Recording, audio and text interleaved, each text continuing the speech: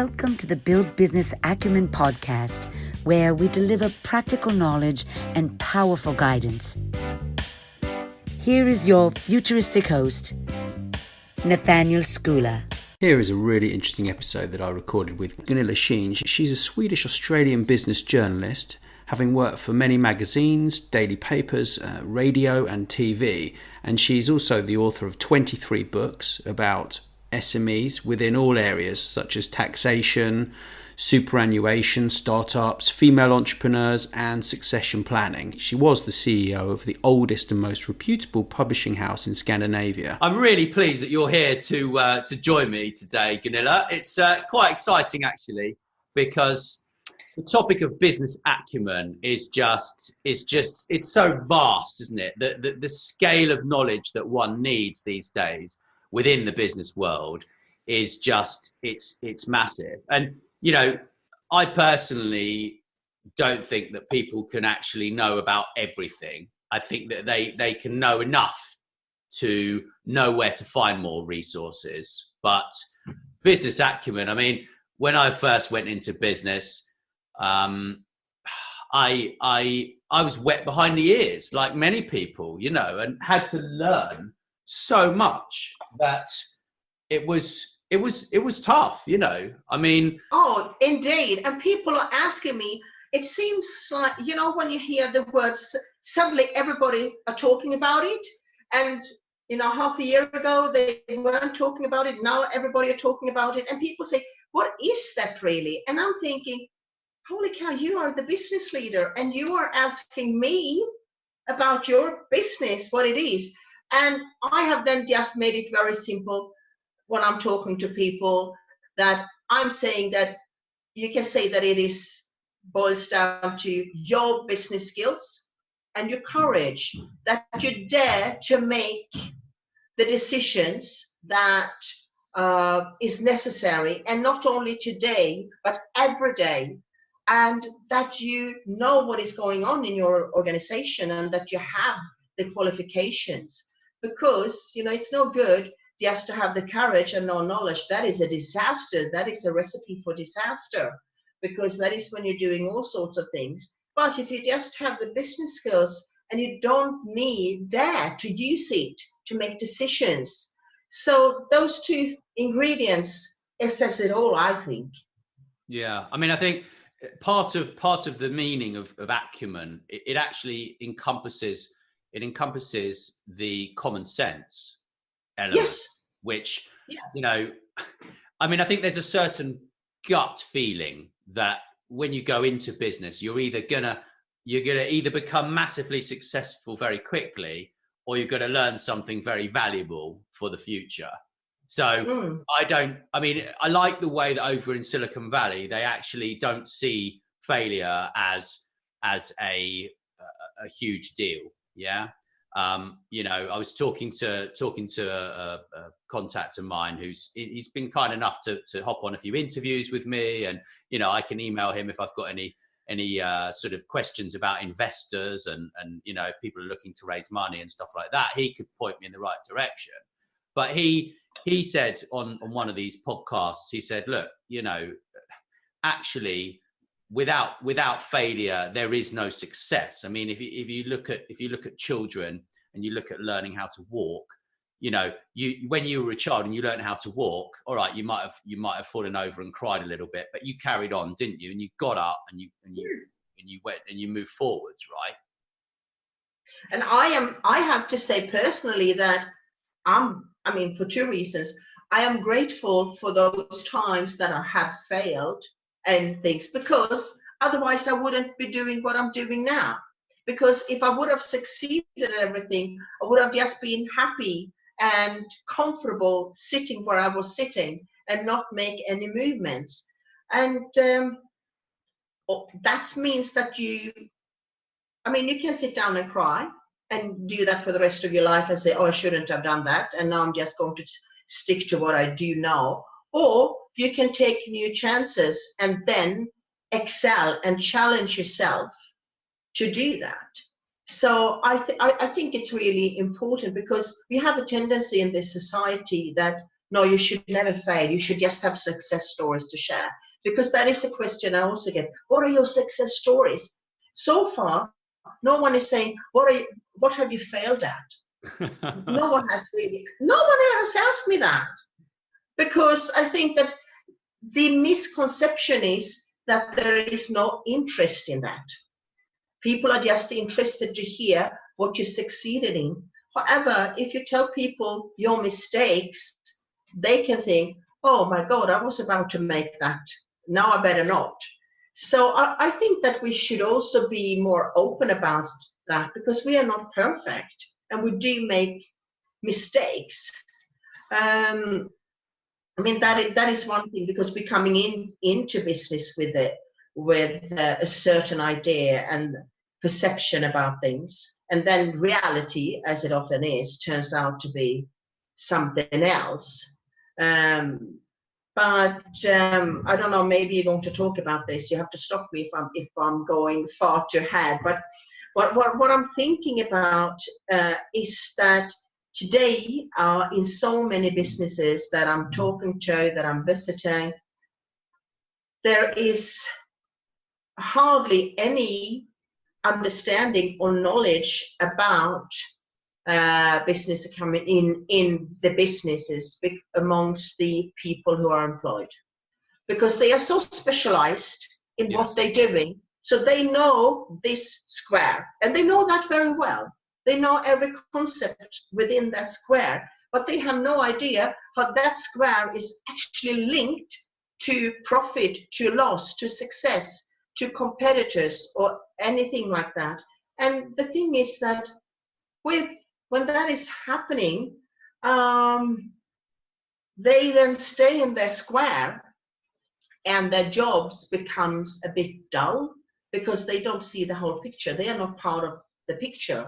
And I think that is the challenges for the modern business leaders, that they really need to bring in all of their staff to the education, and that's what we're trying to do with education, to share, okay, what are the drivers that we can use in our business for having a higher profit? What are they? I bet you, if you go out and talk to 1,000 people employed, even within Google, whatever, and ask, what are the drivers to make this company more profitable? How many of them would be able to answer? Yeah, very, very true. Very, very true. But also, if you ask, say you've got a smaller business of 100, 200 people, and you actually ask them, so what does the business do? Each one of those people is going to have a very different answer. And one of my my coaches, mentors, and partners, he actually used to do a lot of workshops like that. And then at the end, he would pull all of those people together, so they have a very cohesive strategy to get everyone sort of working together, really. And I think it's hugely interesting. I mean, my dad used to lecture at the London Polytechnic when before it became the Guildhall University back in, let me see, that would be the 80s. So he came over from America about 50 years ago now, and he became Britain's leading business management expert back then, because he came over from the States, and he brought all this knowledge, which nowadays people still have a tendency to not look internationally. They look locally, and this is a major failing in education. But I mean, my grandfather, he was an entrepreneur as well, and at the age of, I think, 21, he was quite old when he finished his degree at MIT, but he worked, I think he worked 2 jobs. He worked in a butcher's shop, and then he built a factory, because he was an engineer, an industrial engineer. And my dad also went on to study industrial management at MIT. And he's learning Tai Chi with me, 85 years old. Yeah. You've spoken with him, and you understand that he's a lifelong learner, right? And I find all of this so exciting, because it's like it's kind of like my heritage on my dad's side and my mum's side, really, because they're entrepreneurial as well on that side of the family with massive breweries. We had a brewery in the UK called Mann's Brewery, and that was my mum's side of the family, dating back. I think that brewery started in around 1788, and it grew to the largest, 8th largest brewery in the United Kingdom. It was big, and in those days, yeah, it was a big entity. And then they merged, and unfortunately, they launched this product that nobody liked, because they merged with a company called Watney Man. That they became Watney Man, and then they launched this. It would have been a really good idea, and it would have been an amazing product if the product was right. And that's the biggest danger, isn't it, in business, that we don't listen to the customer. Yeah, I mean, absolutely. I mean, as you say, it doesn't matter what marketing you have, how skillful you are at your launch, your PR, whatever. If you are selling something crappy, then nothing can cover that up. That will always be the case, that it will be pretty obvious. However, if you manage to get everything right, that is when you flourish in your business. And that's when it's so exciting. When you get on the train, when you have all your staff on the train and everybody going in the right direction, and you can feel that energy, how that is really pushing through. Yeah. Yeah. And you can also feel it in the other way, when no one is engaging and everybody is in their square and doing their job that they really hate.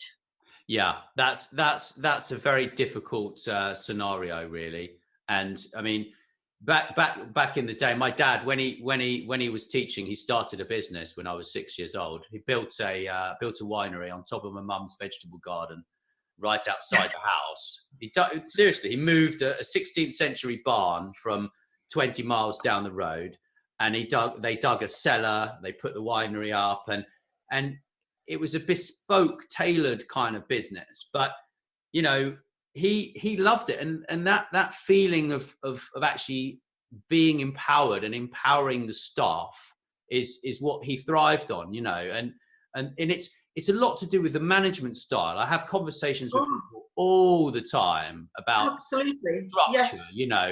And it's like, well, okay, so we're going to come along and we're going to expand the business, and we're going to hire a load more people, and we're going to put in a new management structure, and then they're going to manage these people. And it's like, well, what do you need all of that extra fat for? You don't need all of that, And I think the major problem is that people in business don't actually understand each other's jobs. I mean, you've just said it, basically. Yeah. And I actually think that it's really quite exciting to have a really good understanding of the overall business. Like, you know a lot about PR, a lot about running a business, a lot about media, and a lot about each department, right? I know quite a bit about each department, and but I need to learn, and I'm always learning, and that is so exciting, right? To just keep this muscle working is just, That's exactly the best. I mean, when people are saying, what is the best I can do? And I just say, be a sponge, just suck in every information and, let it rumble around in your head, and you will find how it's working together. Yeah. But it starts off with one thing, and that is the curiosity, the eager to want to know. If you don't have that within you and you're just complacent, then that is the energy that you're going to send out to your staff as well. And that's how they are going to become. Yeah. And if you're looking at all these companies that are successful, they always have a very charismatic leader in one way or another. Yeah, very much so. Very much. Yeah. So. And it's. So I think it's needed to push it through. People who can engage other people and make other people grow, because people really, they do want to grow if you give them the chance. Yes, if They are excited about it. It's that, like you just said, it's about that childish curiosity, isn't it? It's like, Yes. it's just like you want to find out everything about it. And that's hugely exciting. Like, excuse me. Like, I got a friend who he's an engineer, and he learned about cars when he was like, I don't know, 20, and he used to buy and sell cars. He made a ton of money from buying and selling cars. And then he basically just wanted to learn about every model, and then learn about every single part of that engineering and the mechanics. And now he tinkers around with aeroplanes and spends a lot of his time just messing around. Bought his third aeroplane, that at the moment. He's going to pick it up, I think, today, actually. He might try and kidnap me. Every so often he kidnaps me. He said to me, it was, but I've learned. And you were protesting the whole way to the airplane. Oh, I can see how much you're protesting. No, but don't take me. No, but you've got no idea. Thing is, he's taught me so much about business, because what made me laugh is when I first met him. This was probably about 9 years ago now. He said, right, you need to learn about computers, man. Like, what are you doing? You need to learn about them. And I was like, so I spent ages trying to learn. And for the first, say, I don't know, a few months when I knew him, I'd send him a message every so often. I'd say, how do I do this? And he'd say, Google is your friend. And then, and so the first day he would answer the question. The second day he would say, Google is your friend. Then the third day, oh, Google is your friend. And then after that, he didn't even respond to any questions. But you see, he's very, very interesting, because he's built like a hosting business, and he's been involved in hosting since, I think, 1996. Yeah. So, over 20 years in hosting, and I love the lessons he's taught me in business. Yeah. I mean, literally, it makes me laugh, because he took me out, right? And he said, right, come and stay on my boat. Okay. And I'll get you food. All right. So this was like a few years back. And I was like, oh, that's very generous of you. That's very nice. And I mean, this boat costs more than people's houses. Right. So he's picked me up, and he's taken me to Tesco, which is like this supermarket in the UK. I know Tesco. Yeah. And he's have it in Australia, but I've been to UK many times, so I know Tesco. Right. So then he's bought 2 ready meals for £2 in total, £1 each. I kid you not. Yeah. And you look forward to the lobster and the prawns and the fish. So coming up. No, wait. It gets funnier. Then we've gone to the boat, and we sat down, and he's giving me a talk about business and life, and and I sat there and I ate my food, right? And I sort of look at him, and I said, and he looks at me, and I said, bit hungry. He said, don't worry, you can have half of mine. I'm on a diet. But it's a lesson. It's a lesson in cutting overheads, yeah, and cash flow. And there are so many lessons that you don't even realize from people like him. I won't mention his name. No, I mean, I can share a few with the founder of IKEA. I mean, he was Ingvar Kamprad, whom I interviewed. He was flying economy class, and in the train he was going, second class. He was always in, and hotels, he was into motel style of hotels. Yeah. And he was, by him showing the way, that's how he wanted his staff to behave and be. Exactly. And, they look at the leader, and then, okay, that's how he's doing it. Okay, that's how we have to do it. Yeah. And that is very interesting. I was just thinking if we should, before finishing, if we should give our best ideas about how a business owner can perform and how he can reach the best acumen for his business. What do we think? What can we share? I personally, I think that you need to keep one eye on emerging technology. And if you think about it, the possibility of an idea, you need to understand that the possibility of that idea is potentially reality. Yeah, because I'm guaranteeing it that if you thought that idea, right, someone else who's in a position that could take action on that idea will probably take action on that idea and make something happen. So if you don't have the cash flow there and you don't have the investment fund to sit there and say, well, it's okay, I'm IBM. If I see someone creating something that I think could kill me as a business owner, I'm going to buy it. Yeah. If you can't do that, yeah, then you need to be keeping your eyes peeled and your brain alive, your imagination alive, and you need to read, and you need to speak to the people who know. You need to just take your time to understand the big departments in your business. Yeah, the marketing is crucial, but don't be pushed into thinking that you need to be doing everything. It's not about doing everything. It's about, for me, it's about doing one thing right.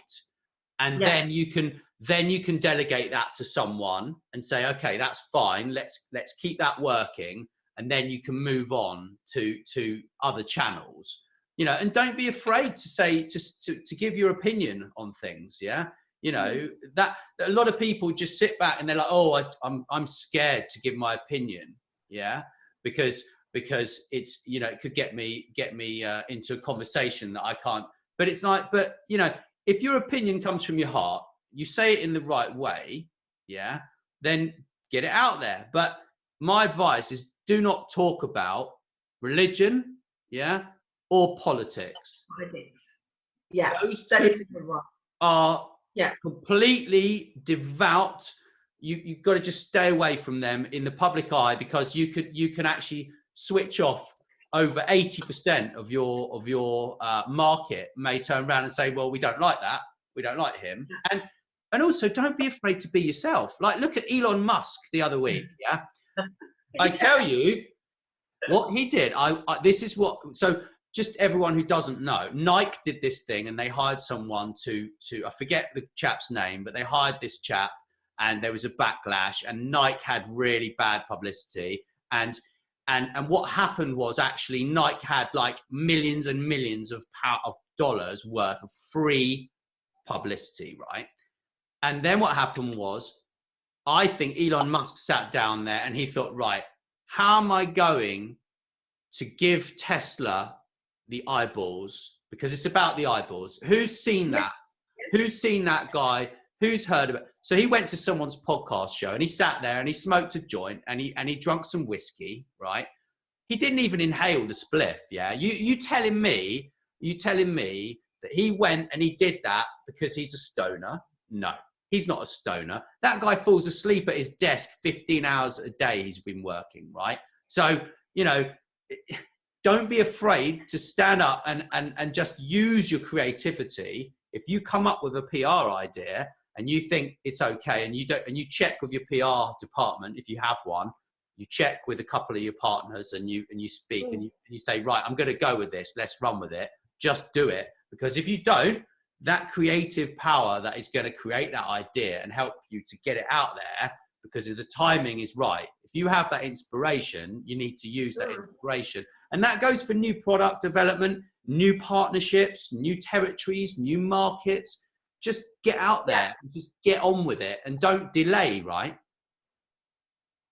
No, I think you sums it up very well. So let me just add a couple of things that we haven't sort of touched upon. But when the business owner is looking at the whole picture, or when he's bringing in his staff to see the whole picture, I'm thinking that they should know about the asset, they should know about cash and cash flow, they should know about growth. How is this business growing? What makes this business grow? And also about the people. The people are so essential. Your competitors, your clients, your staff, all of them play a major role. And your profit, okay, so you can cut the cost or you can increase your price. What can you do? Because if the staff can know that whole big picture and then add on the market and new technology that you just mentioned, if if you educate your staff within that, that's when you can go miles. Yeah. And I think that is really important to bring in that awareness today. Yeah, I agree. It reminds me of the time when, so what happened was, I'll set the scene, a very quick story, right? It has a purpose. So when I was working in a wine merchant, this was it's got to be 15 years ago. I was being bullied by the manager. He was just harassing me basically. And So I complained to the manager, to the owner of the business. It was like a chain of shops. I complained. There were like 15 or 13 shops when it was in its prime. And then the owner sold them all off. And then he had like 5 or 6 when I started. And the manager was bullying me. So I turned around, I said to the owner, look, he said, don't worry, you'll come and work at head office soon and it'll be okay. You need to just get over it. And I was just like, well, this guy's harassing me. Yeah. I can't take anymore. So at the same time, I bought a motorcycle and I love this bike. It was beautiful. And the only problem was one of the seals was leaking on the fork. And the owner of the motorbike shop where I bought it said, yeah, we'll fix it. And he never fixed it. So I never forget it. It was a Friday the 13th. And I was like, right, I'm not doing any of this. I'm going to change things right now, and I'm not messing about. So I jumped on the motorcycle. So I had to be at work at 10 o'clock to be at the off license at the warehouse. And I literally just jumped on the motorcycle and I rode to the motorcycle shop 20 minutes down the road. And I walked in and I said, you haven't fixed this. I'm going to take that bike over there. You're going to do a straight swap and I'm going to exchange it and I'm going to be leaving in half an hour. And you need to take the center stand off of this bike because I don't want one. And can I use your phone? So I picked the phone up. I called the head office and I said, hi there, it's Nat here. I won't be in ever again. Goodbye. And I hung up. Right. And when I started, then I called my dad's winery and I said, can I speak to, so I spoke to the manager and I said, have you got any jobs? And he said, well, I can find you something. So I was like, okay, great. I'll start tomorrow. So I started there and this job, it killed me. It absolutely killed me. I was making boxes, right? And so at this point at the winery, we would get a box. And so the box, you would get a box like that. So they come flat, okay? They come flat like in a stack of 10 or something. You cut the tie off, and you take the box out, and then you go like this, so it gives the shape to the box, yeah. And then you turn it over. You stick it with the tape, right? You turn it back over. You do that with the inner, which is the inner squares, which stops the bottles from banging together, and you do that, and then you put that in, and then you've got your box, and then you put it in a stack, and you stack them up. So I did this for it's got to be about 4 months. And at the time, I was training kung fu with my friend because he lived down the road, and we occasionally we just punch a hole in a box, and it was just and the dispatch manager would look at these boxes and go, like this. But I turned around to the manager of the winery, the general manager, and I said, surely, because I was studying wine at the time. I actually finished, just about finished my course, nearly. And he actually spoke to me. And I said, you must be able to get a box which already has an innard in, which you go like this. Tape, turn it over, stack it, right? And he went, that's a good idea. And he went off and he did it. And do you know what the most annoying thing was? Is that he pretended that it was his idea. Yeah. So there are 2 morals from that story. The first one is, If you have a good idea and you think it's going to save the company money or bring in more business, go and tell someone. And the second thing is, if you are that person, you need to give credit to the person that's come up with the idea. Yeah. I think that is a good ending to today. So do I. Great. Pardon? Thank you very much. Thank you. See you next week. Yeah. See you soon. Cheers. Thanks so much for listening. Please subscribe, and wherever you prefer, share with your friends. And if you enjoyed the show, drop us a review on iTunes or wherever you listen.